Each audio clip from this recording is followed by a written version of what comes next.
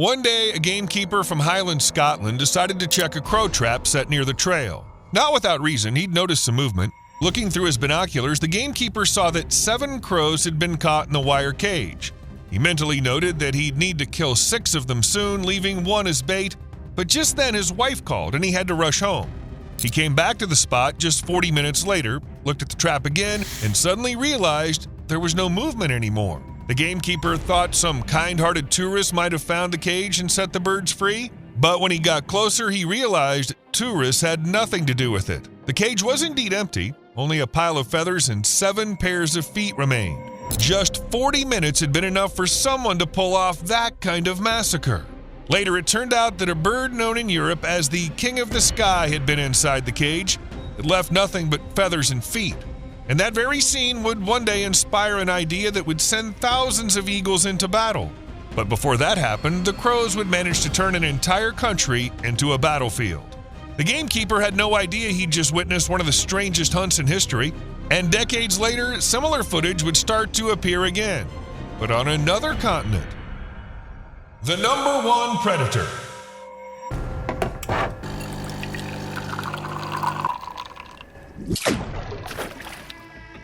Just an unobtrusive reminder to do that thing under the video.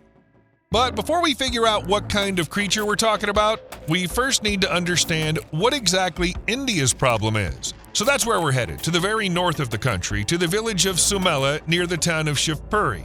There lives a man named Shiva Kuwat who has to look up at the sky every time he leaves his house. And not because of religious reasons, it's just that otherwise he won't see where the next attack is coming from.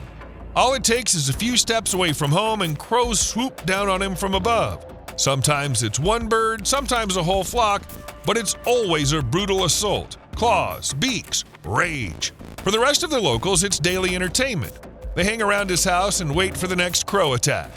It all started a few years ago when Kuwat tried to save a baby crow that had gotten stuck in a wire fence. Unfortunately, the chick died in his hands. And the crows saw it and came to a conclusion: Kuwat is a killer. And how do you explain to birds that they got it all wrong? So now the man has to carry a stick to wave around and scare them off. Just scare, he tries to swing it in a way that doesn't hurt any bird, but even if he tried, it wouldn't make a difference. These birds don't fear pain. They remember faces, and the man's covered in scars from their air raids. And that's not even a metaphor. The villagers say the crows dive at their targets just like fighter jets. That's just one example. On the other side of the country, the same crows, teaming up with other birds, managed to block the operations of Pune Airport. Not all the time, of course, but one time the bird presence forced air traffic controllers to redirect a flight just 10 minutes before landing. Another flight was delayed for 6 hours. The whole time, the crew waited for the runway to be cleared of winged guests. Planes, farms, cities, wherever humans appear, crows follow. And at some point, there were so many of them that the sky over India stopped belonging to people. So you get the picture. India has a huge crow problem that affects almost everyone. In fact, house crows are considered pests far beyond India and are listed among the most harmful invasive species on the entire planet, because crows can easily live in cities and suburbs, breeding at lightning speed. What attracts them most are open dumps, food waste, or any other food source you can find in a city. And they'll eat basically anything: carrion, human food, grains, livestock, including poultry, young sheep, goats. And yes, crows aren't just gluttonous, they're also damn aggressive. They pose a threat to native bird species because they steal resources, attack, kill, and destroy everything, nests and eggs. In general, crows are often called a sign of filth and poor health in any area they inhabit. As for house crows, they've never lived apart from humans and are always drawn to places with garbage problems, which makes India a perfect home for them because, well, there's plenty of trash and plenty of crows. Be it a fish market, a garden party, a Victorian dress code club, a schoolyard, a hospital, or the back of a speeding garbage truck, the crows will be there. They'll eat anything from toast to canapes to spoiled meat or the contents of a baby's diaper. Bon appetit to those who are eating while watching this video. Sorry about that. Crows know humans always have food. They watch, wait for the right moment to steal it, and know exactly who's dangerous and who's harmless. So they might snatch an ice cream from a kid. What's the kid gonna do, cry? But the danger doesn't end with attacks and stolen snacks. Crows contaminate everything. The environment, the water, everything. There's trash and droppings all around. That's worrying because crows can spread a ton of diseases. For example, they carry salmonella bacteria. That really alarmed Indian scientists who decided to find out how real the infection risk is. They lured house crows with bait made of meat and blood so the birds would land in traps, and of course they did. In total, 100 house crows were caught and humanely euthanized, and their insides were carefully examined. The results were alarming. The problem is, these bacteria don't just live in them, they live in us. We eat the same things they do. The crows were found to carry several types of salmonella resistant to antibiotics, meaning that if those strains reach humans, treating them would be very hard. It also turned out that crows can spread chlamydiasis, colobacillosis, avian tuberculosis, and more than a dozen human diseases. Yes, these are birds that directly interact with people. But crows don't just spread diseases, they also cause serious damage to crops. Vast fields and all sorts of plants are like an open invitation to a buffet. The birds peck at the grain, dig up seeds, ruin fruit, and it happens at every stage, from planting to harvest. Studies show that crows are among the top 3 species doing the most harm to ripening crops. Overall, birds can cut yields by more than 55%, an insanely high number when we're talking about entire regions. Grapes in Himachal Pradesh suffer the most. Crows not only eat the berries, but also ruin their quality, which means the wine quality drops too. So it's not just the plants that suffer, it's the whole industry. But not the crows. The crows are having a great time. And that's the moment the world realized the only way to stop them was by force. And that force was already waiting for its cue in Africa. So here's a news story about how things went off the rails. At the end of the 19th century, Indian house crows were brought to Zanzibar, as usual for a good cause, to help clean up food waste. But a little over a century later, these birds are now spreading chaos across Kenya. They kill native small birds, spread disease, destroy crops, and terrorize tourists, especially at beach parties and street cafes. Kenya is struggling with millions of invasive birds, especially along the coast, where there are just countless of them. The government even launched a massive poisoning campaign because their numbers keep skyrocketing. The reason's simple. There's more garbage, which means plenty of food and perfect breeding conditions. Why wouldn't crows take advantage of that? With no natural enemies, they've become one of the most problematic bird species in Africa, from Djibouti to South Africa. In January 2024 alone, more than 12,000 crows were counted in just one Kenyan town, WATOP. That same year, the authorities set an ambitious goal to kill at least 1 million crows and keep them from reaching inland tourist areas in the capital, Nairobi. They're using a poison first tested back in 2022. That time, around 2,000 crows were killed. And yes, the poison is considered safe. Well, not for crows, obviously, but the point is that it completely breaks down in the bird's body before it dies, which happens within 80 hours. Meaning scavengers that feed on the carcass won't be harmed. The poison was created in the US over half a century ago and is registered under the name Starlicide. It's used against crows, blackbirds, gulls, magpies, basically any birds considered harmful to agriculture, humans, or endangered species. What's interesting is that other ways of dealing with crows don't really work.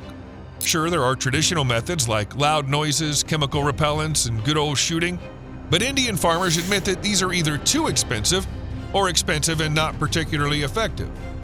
They work for a while, then the birds just get used to them and stop caring. Of course, the quickest and cheapest way to deal with Indian house crows is shooting. People use the birds' own habits to lure them into open areas and then shoot them. Simple enough. But there's a downside. You never manage to kill all of them. The ones that survive just scatter to nearby regions, and the problem moves along with them. Sometimes they try catching them alive using special traps I mentioned before. That does help, but only if the invasion has just started and the population is still small. For large-scale cleanup, it's useless. The biggest issue is that crows are incredibly smart and learn from every encounter with humans. You can wipe out part of the population, but that just creates an elite, a group of experienced birds that know exactly how to stay out of trouble. They'll always find new resources, new tactics, new ways to survive.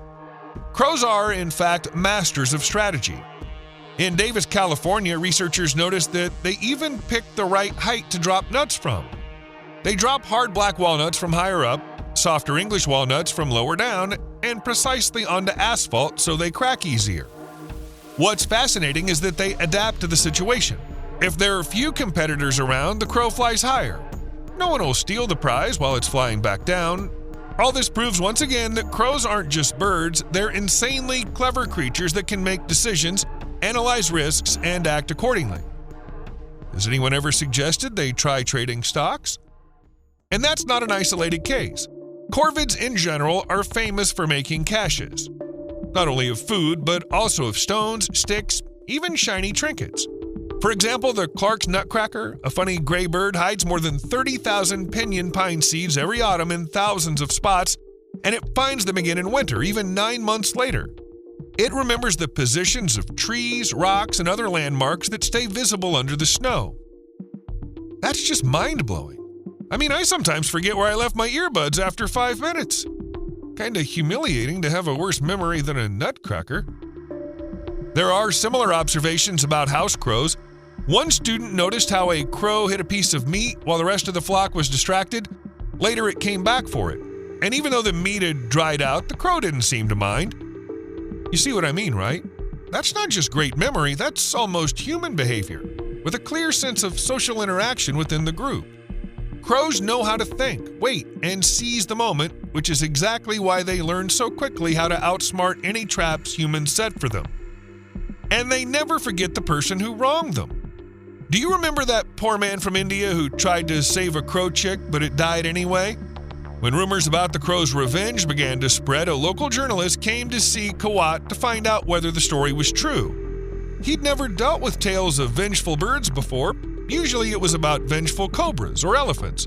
But in the end, the journalist saw it with his own eyes how the crows were diving at Kawat, cawing furiously. Kawat himself didn't take these aerial raids seriously until he realized he was their only target. The crows didn't care about anyone else, so the man concluded that birds might actually be capable of remembering a human face and holding a grudge for a very long time. Professor Ashok Kumar Munjal, who teaches genetics at Barkatullah University and studies animal and bird behavior, confirmed that crows are indeed smarter than most birds. And yes, they really do tend toward revenge, or at least something that looks very much like it. Maybe it's not as complex as human emotions, but crows definitely remember people and attack those who've wronged them. Numerous studies in Seattle and at the University of Washington show the same thing. Crows have sharp memories and can recognize human faces that have harmed them. They can even gather other crows, explain to them who the bad person is, and that he must be punished. And then collective raids commence. But who is this hero we mentioned at the beginning of the video? What kind of creature can kill and apparently eat several crows in just 40 minutes, possibly saving India in the process? Let's go back to Scotland, where a gamekeeper, upon finding the crows gone from the cage, suddenly noticed another bird. Sitting right there on the ground inside the cage was a lone golden eagle. Somehow, this enormous bird with an 8-foot wingspan had slipped through a narrow funnel in the cage roof. In just over half an hour, it had killed, plucked, and eaten all the crows, leaving behind only a pile of feathers and 7 pairs of feet. Why didn't the eagle fly away? First, it couldn't get out of the cage, and second, it had stuffed itself so much that it could barely lift off when the gamekeeper finally let it go. And that story leads me to an interesting thought. Since the usual methods of controlling crows don't work, maybe the answer is to just bring in a gluttonous predator, one that'll handle the crow problem naturally. In Scotland, the crows were killed by a golden eagle, but there are plenty of other large birds of prey out there, so I'd suggest a martial eagle, for example. The martial eagle is what happens when nature decides to make a bird that's practically a legendary hunter. It's Africa's largest eagle, strong enough to knock an adult man off his feet. They say it can crush a human hand with 1 foot. Its wingspan is over 6 feet, and its talons are the size of a human hand. The very hand the eagle could crush. The martial eagle has exceptional eyesight. It can spot prey from 4 miles away, then swoop down on it with incredible speed. Sometimes you can see them gliding over the savanna, circling, hovering, then diving fast. And the prey is done for, including feathered prey. So what would happen if we unleashed such an eagle on India's hordes of crows? First of all, the crows would have to change their behavior, because knowing how to respond to predators is literally a matter of survival. In animals, this is called anti-predator behavior, a whole set of reactions that help detect threats early and avoid attacks. If you don't react properly, you become lunch. But such vigilance has a cost. While a bird is on alert, it spends less time feeding or breeding because energy goes into stress and watchfulness. That means that crows living near an eagle will eat less and reproduce less actively. A plus? Definitely. But there's something else directly linked to memory. Research shows that crows not only quickly learn to recognize danger, but they remember it for a long time. In one experiment, crows learned to recognize a person wearing a mask who caught and tagged them. What's more, this knowledge was passed on not only to those who'd experienced it firsthand, but also to others who'd merely watched from afar. Just one such encounter was enough for the crows to blacklist that person forever, and even 5 years later, they still reacted to the mask as a threat, which means that news of an eagle's appearance would spread among them very quickly. All the crows would know eagle means danger, and they'd start acting cautious. The main problem with crows is that they live next to us. Most of them live exactly where people live, cities, outskirts, villages. So if you release birds of prey to control crows, you'll have to do it near people too. See where I'm going with this? Martial eagles are unlikely to end up in truly wild nature, but they're too powerful to live calmly near humans. In the wild, martial eagles hunt anything not bigger than themselves. There are reports of them catching and eating birds the size of a white stork.